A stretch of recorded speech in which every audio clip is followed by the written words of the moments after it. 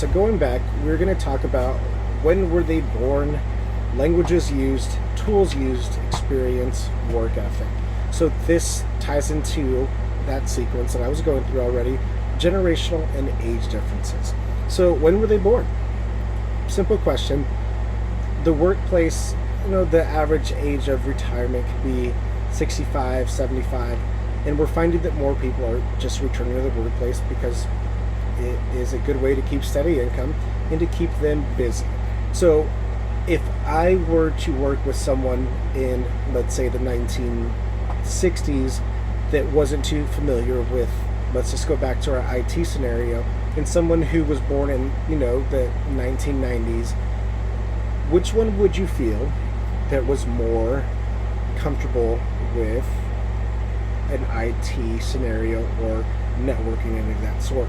What would be their most comfort zone? So someone who would probably born in the later years would probably be not so, let's say, nervous, or were already introduced to it at an early age of networking, communications, and IT.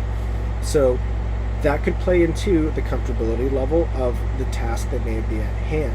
Or someone who is really good with their hands. This is something that I'm guilty of. I'm not that good with my hands.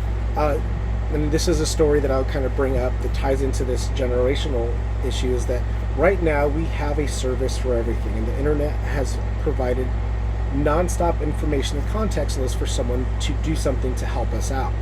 Now, previously with my grandfather, he was the handyman, he was the plumber, he was the electrician, he was the gardener, he was everything. I don't know how he did it. He just knew how to do all of that stuff. And that is something that I'm very envious of, that not too many of our current generation, and anyone, I'm 35 years old, anyone around my age has a good comfort with. But back then, that was the lifestyle. So that can bring into the work ethic of the sorts.